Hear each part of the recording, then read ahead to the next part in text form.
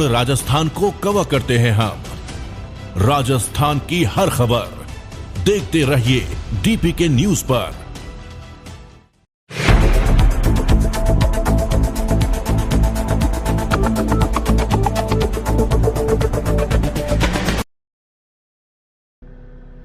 राजस्थान में एक बार फिर कोरोना की रफ्तार तेज होती जा रही है। इस बीच जयपुर से बड़ी खबर आ रही है। मुख्यमंत्री अशोक गहलोत कोरोना पॉजिटिव हो गए, साथ ही पूर्व मुख्यमंत्री वसुंधरा राजे भी पॉजिटिव आई है। मुख्यमंत्री अशोक गहलोत ने ट्वीट करते हुए कहा कि पिछले कुछ दिनों में देश भर में कोविड के मामले बढ़े हैं। मैं स्वयं भी हल्के लक्षणों के साथ कोविड से संक्रमित हो गया। डॉक्टरों की सलाह के अनुसार अगले कुछ दिन निवास से ही कार्य जारी रखूंगा। आप सब सावधानी बरतें व कोविड प्रोटोकॉल का पालन करें।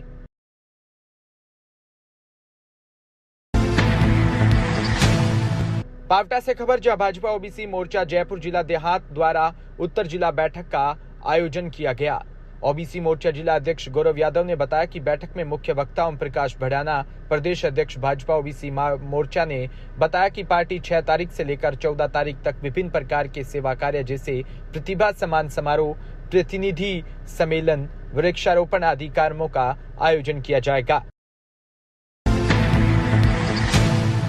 अलवर के बानसूर में बिजली लाइन की चपेट में आने से एक युवक की मौत हो गई। युवक 3 व्हीलर लेकर अपने खेत में जा रहा था। इस दौरान रास्ते में बिजली लाइन के 3 व्हीलर टच हो जाने से चपेट में आ गया। वहीं युवक के गंभीर हालात में बानसूर उप जिला अस्पताल लाया गया, जहां उसे गंभीर हालात में कोटपुतली रेफर कर दिया। उसकी कोटपुतली में मौत हो गई है। ये एक मौत हुई है। पता नहीं कितने लोग रात को घूमने फिरने वाले भी निकले हैं। बिजली बोर्ड में जेईएन भी है, एईएन भी है, एक्शन भी है, लाइनमैन भी है। गाड़ी भी इनकी घूमती फिरती रहती है और फिर भी इनका ध्यान नहीं है। पूरी रात कब से तार टूटा है, कब से नहीं टूटा, ये हालत है। अब इस हालत में क्या कहें। मेरा तो बेटा है, मैं तो कुछ कह भी नहीं सकता। हालत ये है, इतनी बुरी हालत। और मैं तो सरकार से भी क्या कहूँ, किसी का बेटा चला जाए और इससे बड़ा हादसा तो कोई भी नहीं है। यदि ये अब इसकी भरपाई तो कर ही नहीं सकते। इसके भाग में क्या था, क्या बनना था। इतना अच्छा पढ़ रहा था, लिख रहा था। इतनी हालात, गरीब किसान का, मजदूर का बेटा एक्सपायर हो जाए, उस घर में तो कुछ बचा ही नहीं है। क्या कहने के लिए भी कुछ नहीं है। ये पब्लिक परेशान है। इस बिजली बोर्ड की भयंकर लापरवाही है। अगर बिजली बोर्ड के कर्मचारी अधिकारी ऑफिसों में बैठ करके तनख्वाह ले रहे हैं, उनकी जिम्मेदारी बनती है दिन में लाइन को देखे, कहाँ कितनी लाइन नीची है, कितनी ऊंची है, किनका ठीक करना है। अब ये दूसरी लाइन है, सारे हालात खराब हैं। हम तो इनसे कहते इस इंसान की भरपाई तो किसी तरह से कर ही नहीं सकते। व्यक्ति हम ला नहीं सकते। यदि कोई ऐसा प्रावधान है, मेरी तो मांग है इस बिजली बोर्ड से, अगर यदि होश के बिजली बोर्ड सरकार में कहीं दीन धर्म अधिकारियों में है तो इससे छोटा बेटा है, उसको एक सर्विस सरकार में दे दी जाए तो इसको परिवार का गुजारा लायक कोई हो जाए। मुआवजा सरकार जब साधारण व्यक्ति को मरने के लिए भी 10, 20, 50 लाख रुपए देती है, इस लड़के की, ये इंग्लिश मीडियम में अच्छा लड़का पढ़ा लिखा है, मुआवजा सरकार दे। आज नॉर्मल मुआवजा भी सरकार, मेरी तो मांग है 50 लाख रुपए सौरे को परिवार को मुआवजा दे और परिवार में इससे छोटा बेटा है उसको एक नौकरी सरकार व्यवस्था करे। मेरी तो सबकी तरफ से यही मांग है। बाकी हम तो कुछ कह नहीं सकते। मेरा तो बेटा है, हम कुछ गरीब किसान का, मजदूर का बेटा है, जो आदमी टेम्पू चला करके गुजारा कर रहा है और उसकी सरकार नहीं सुन रही है। सरकार से मेरी एक विशेष मांग है और सब पब्लिक की तरफ से मांग है, इससे छोटा बेटा है उसको नौकरी दे दी जाए और 50 लाख रुपए इसके माँ बाप को, जो गरीब मजदूर है, मजदूरी करके गुजारा कर रहे हैं, वो मुआवजा बिजली बोर्ड दे। हम तो सबकी तरफ से यही मांग करता हूँ। कहने के लिए हमारे पास कुछ नहीं है। क्या शब्द है आगे के लिए। पूरे फार्म जो भी करके इनको ठीक करे, लाइनों को ठीक करे। कस्बे से लाइन हटा दी जाए, आबादी बढ़ गई और नगर पालिका क्षेत्र है और फिर भी पुराने 30-40 साल पुराने तार लगे हुए हैं और इनको कम से कम ठीक तो करे। इतना बिल ले रहे हैं, इतना पैसा ले रहे हैं, इतना बीसीआर भर रहे हैं, फिर भी ये पैसा जा कहाँ रहा है। जो तार ठीक करने के लिए, कस्बे में तार ठीक करने के लिए इनके पास आदमी नहीं है, इनके पास नए तार नहीं है, नई लीड नहीं है, तो फिर क्या कहें। से भयंकर बिजली बोर्ड की लापरवाही है। ये हमारी तहसील है। मध्य प्रदेश के शहडोल जिले के कनाडी खुर्द से खबर, जहां एक 65 वर्षीय महिला का बलात्कार के बाद उसकी आंखों को फोड़ दिया व गुप्तांग में डंडा डालकर उसको सरियों से कुचलकर हत्या कर दी। पुलिस के द्वारा अपराधी को पकड़कर जेल भेज दिया। डीपीके न्यूज की टीम कनाडी खुर्द पहुंचकर वहां आम लोगों से भी बात की है। मैं मध्य प्रदेश के शहडोल जिले के ग्राम कनाडी खुर्द में हूँ। कनाड़ी खुर्द में एक बहुत ही हृदय को झकझोर देने वाली घटना सामने आई है, जहां बताया जाता है कि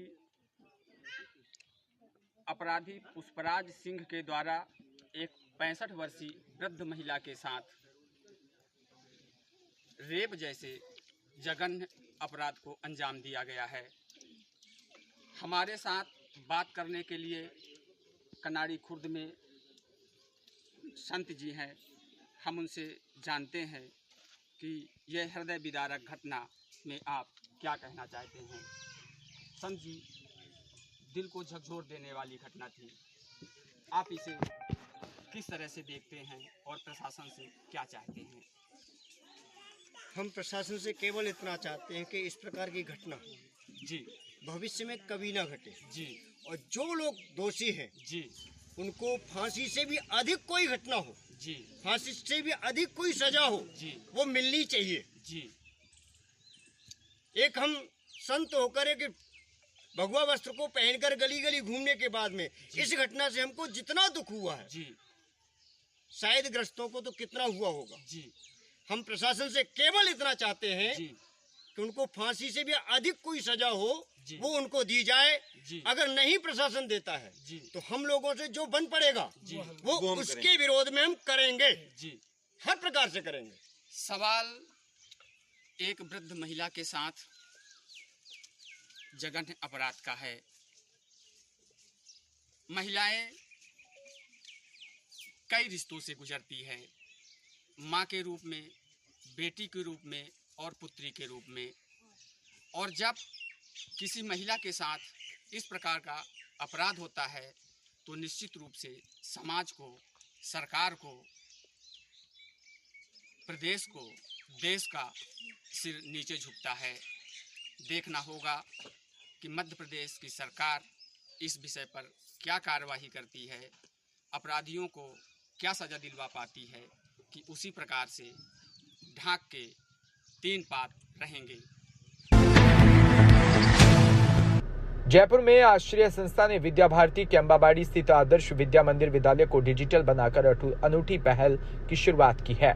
आश्रय संस्था ने एंडोफ्रंट के सहयोग से डिजिटल लर्निंग इकोसिस्टम पर आधारित अनूठे पायलट प्रोजेक्ट 1 टैबलेट पर चाइल्ड प्रोग्राम के तहत 6ठी से लेकर 12वीं क्लास तक के 25 टीचर्स सहित 350 स्टूडेंट्स को टैबलेट वितरण कर क्लासेस का डिजिटलाइजेशन किया। ग्लोबल स्टैंडर्ड को शिक्षा देने के उद्देश्य से इस पहल की शुरुआत की गई है।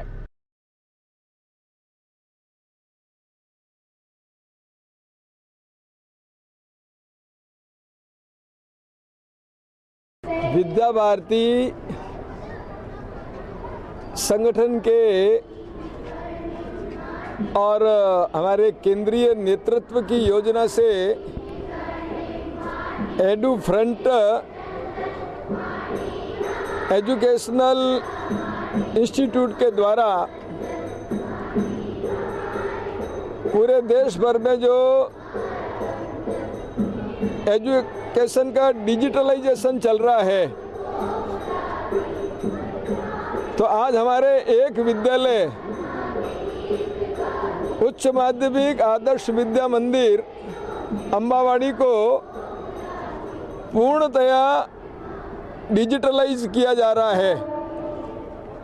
निश्चित रूप से मैं एक महत्वपूर्ण आयाम को संगठन के द्वारा पूरा करने पर हमारे केंद्रीय नेतृत्व और एडू फ्रंट के सम्माननीय सतीश जी, श्रीमान अरुण जी और सभी पदाधिकारियों का हृदय से साधुवाद ज्ञापित करता हूं, धन्यवाद देता हूं। धन्यवाद। शिव प्रसाद, क्षेत्रीय संगठन मंत्री, विद्या भारती, राजस्थान। स्कूल के लिए बहुत ही प्राउड का विषय है कि सतीश जी जो आश्रय और एड्यूफ्रंट के चेयरपर्सन हैं, वो आज हमारे बीच होंगे और हमारे बच्चों को 1 टैबलेट पर चाइल्ड के हिसाब से टैबलेट दिया गया है। और हम बहुत ही थैंकफुल हैं उनके, क्योंकि हमारे जो 6 वाले बच्चे हैं, 6 स्टैंडर्ड से 12 तक के, ये निःशुल्क बिना किसी पे किए हुए ये रोबोटिक्स सीखेंगे, आर्टिफिशियल इंटेलिजेंस और स्टेम सीखेंगे। तो सतीश जी के हम बहुत थैंकफुल हैं। सतीश जी बहुत कीन हैं, बहुत अच्छे से उन्होंने हमारे इस स्कूल को सेलेक्ट किया विद्या भारती के, और हम लोग बहुत थैंकफुल हैं उनके। किस तरह से चलेगी? अब ये आर्टिफिशियल इंटेलिजेंस, इसके लिए हमारे एक जयपुर के मेंटोर सेलेक्ट हैं, मिस्टर चेतन जायसवाल, जो आज हमारे साथ हैं। वो क्लासेस को प्रिपेयर करेंगे और करिकुलम डिसाइड करेंगे। उसके हिसाब से वो उस करिकुलम के हिसाब से ये सारा चीज़ें उनको सिखाया जाएगा बच्चों को। और इस छोटी एज में बच्चे इतना ज़्यादा सीखेंगे, ये बहुत अच्छा है। जैसे जैसे टेक्नोलॉजी आगे डेवलप हो रही है, उस हिसाब से ये बच्चों के लिए बहुत ही यूज़फुल रहेगा। नाम और पता? सतीश जी हमारे साथ में मिस्टर अरुण जी भी हैं, जो हमें बहुत हेल्प करते हैं और गाइड करते हैं हमें। उनके बारे में भी मैं बहुत थैंकफुल हूँ कि उन्होंने अच्छे से गाइड किया हमें। सतीश जी जो हैं वो 30 ईयर्स से इस चीज़ से जुड़े हुए हैं, और हमारे लगभग 7 स्टेट के 30 स्कूल सेलेक्ट हुए हैं, जिसमें हमारा विद्या भारती के भी स्कूल्स हैं। और ये सारी चीज़ें जो हैं वो शायद हम एक बार अवेलेबल नहीं करवा पाते बच्चों को इस एज में। मेरा नाम श्रीमती अलका जैन, मैं प्राचार्य हूँ आदर्श विद्या मंदिर अम्बाबाड़ी।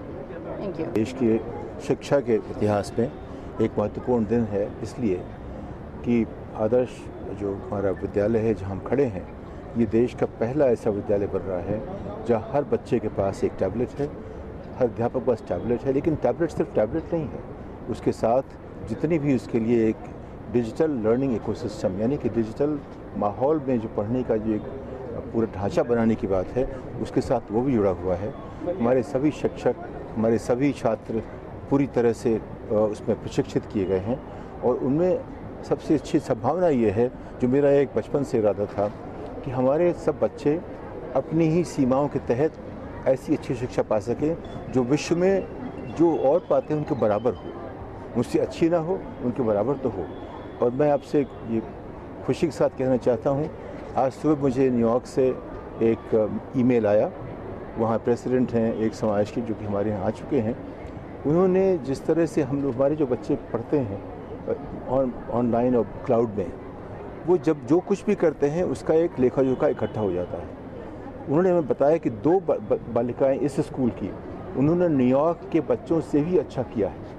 उसके लिए हम एक जीनियस एक फेलोशिप शुरू करने वाले हैं जून से अलग से। लेकिन संभावना जो ये है कि हमारे बच्चे यहाँ रह के उतना अच्छा पढ़ सकते हैं जितने कि अमेरिका के न्यूयॉर्क के स्कूलों में लोग बच्चे पढ़ रहे हैं। और अभी आज की शिक्षा, उस टैबलेट में जो एडिफ्रेंड वाला ऐप है, उसमें हमें जितने भी हमारे जो कोर्स है हमारे 7th क्लास NCERT में, वो सभी प्राप्त करवा दिए। और उसमें एक सुविधा और दी गई है, जैसे अभी हम ये हिंदी मीडियम है, हिंदी मीडियम को अगर उसमें इंग्लिश चैप्टर दिए गए हैं, इंग्लिश लैंग्वेज में, तो उसमें हम हिंदी में कन्वर्ट कर सकते हैं। और उसी के साथ 11 लैंग्वेज उसके साथ दी गई है। और अभी फ़िलहाल रोबोटिक का चैप्टर भी चल रहा है। मेरा नाम I am Gokul Sharma and I read in class 7th। Suratgarh को जिला बनाने को लेकर चल रहे आमरण अनशन पर बैठे जिला परिषद सदस्य जुलेखा बेगम, हरबख्श कौर ब्राड राजकीय चिकित्सालय में भर्ती बलराम वर्मा, उमेश मुदगुल का अनशन खत्म करवाने के लिए केश कला बोर्ड अध्यक्ष महेंद्र गहलोत, NSUI प्रदेश अध्यक्ष अभिषेक चौधरी अनशनकारियों से मिलने के लिए दोनों जगह पहुंचे। उमेश मुदगुल का आमरण अनशन 13वें दिन भी जारी रहा। झालावाड़ जिले के चौमेला में सुवासरा मार्ग पर सासकिया के समीप यात्रियों से भरी पिकअप खाई में पलटकर करीब 1.5 दर्जन लोग घायल हो गए। घटना की सूचना मिलते गंगदार पुलिस मौके पर पहुंची और घायलों को उपचार के लिए चौमेला सामुदायिक स्वास्थ्य केंद्र पर लाया, जहां उनका उपचार जारी है। वो है ना, वो ये कहाँ हुआ एक्सीडेंट? ये हुआ है वो वर्ल्डा पेड़ हेड खड़ा है ना, रेलवे फाटक के पास साकरे रोड पे। हाँ, उनके तो क्या करना आए थे आप लोग यहाँ पे? यहाँ अपने देवातन पूजा ने आए थे। अच्छा, कौन से गांव की है? ठिकरिया। ठिकरिया कौन सी तहसील? मैतपुर। जिला उज्जैन। अच्छा, तो कितने जने सवार थे उसमें? में 20 जने थे। अच्छा, तो कितने घायल हुए? 10-12 घायल। आपका क्या नाम है? तूफान लाल। आप भी ठिकरी रहते हो? हाँ। कौन से समाज? चंद्रवंशी। तो ये मानता उतारना आया? हाँ। झालावाड़ जिले की रावणगुगड़ी पंचायत से खबर है, जहां महिला सरपंच भूलीबाई के निधन पर कांग्रेस कार्यकर्ताओं ने रावणगुराड़ी सरपंच के गांव सोमचिड़ी स्थित घर आकर श्रद्धांजलि दी। ग्राम पंचायत रावणगुराड़ी की सरपंच भूलीबाई राजस्थान की सबसे उम्रदराज महिला सरपंच थी, जो कि 2 अप्रैल को उनका निधन हो गया, जिसके चलते आज कांग्रेस कार्यकर्ता उनके प्रवास पहुंचे व शोक संवेदना प्रकट की।